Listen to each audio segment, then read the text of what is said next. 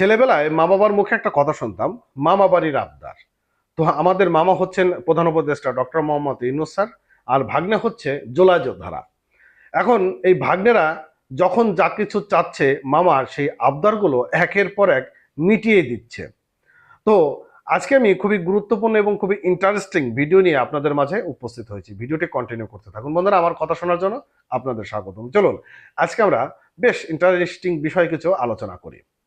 গণঅভ্যুত্থান হয়েছে এবং সেই গণঅভ্যুত্থানের পর স্বৈরাচার শেখ হাসিনা বাংলাদেশ থেকে পালিয়ে ভারত অবস্থান করছেন।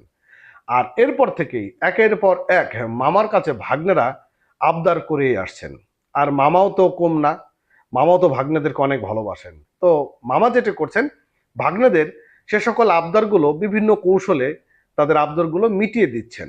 তো একের পর এক আবদারের মধ্য দিয়ে ভাগ্নেরা আবার নতুন করে একটি আবদার করে বসলো। সে আবদারটা হচ্ছে 14 দলের শরিক যারা ছিলেন, যেমন জাতীয় পার্টি বা অন্যান্য যারা ছিল, তারা যেন নির্বাচন করতে না পারে, তাদের নির্বাচন স্থগিত করার জন্য মূলত তারা মার্চ টু কমিশন এরকম একটি তারা পদযাত্রা শুরু করেছে।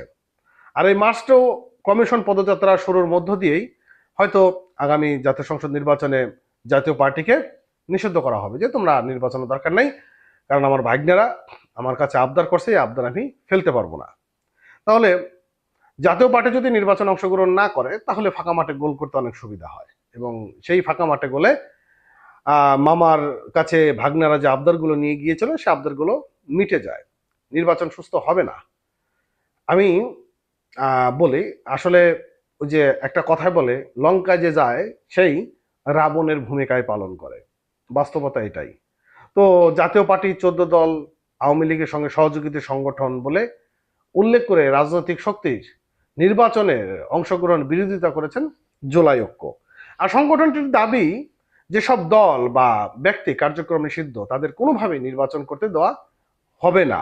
মঙ্গলবার রাজনৈতিক আগারগাঁয়ে নির্বাচন কমিশন ভবনের সামনে মার্চ টু ইলেকশন কমিশন কর্মসূচি অংশ নিয়ে এইসব জুলাই যোদ্ধারা এবং তাদের অন্যতম সংগঠন মোসাদ্দেক আলী ইবনে মোহাম্মদ তিনি নেতৃত্ব দিয়েছেন। পুলিশের বাধায় ইসলামিক ফাউন্ডেশনের সামনে কর্মসূচি আটকে গেলে সেখানে বিক্ষোভ করেন আন্দোলনকারীরা। পরে প্রতিনিধি দল প্রধান নির্বাচন কমিশনের কাছে একটি স্মারকলিপি জমা দেন। পুলিশ তাদেরকে আটকে দিয়েছে, এগুলো সম্পূর্ণ নাটক। এই নাটকের মধ্য দিয়েই আমরা পার হচ্ছে। আমরা আওয়ামী লীগের সময় যেমন নাটকগুলো দেখেছি, একের পর এক অনেক নাটক আমরা দেখেছি, এখনো আমরা সেই নাটক থেকে বেরিয়ে আসতে পারি নাই। হাসিনার নাটক এখন ইউনূস সরকারের সময় নাটকগুলো বেশ ভালোই মঞ্চায়িত হচ্ছে।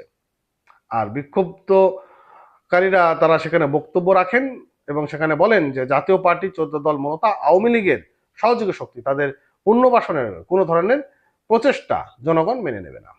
ভাই, জনগণ কারা? কোন জনগণ মেনে নেবে না?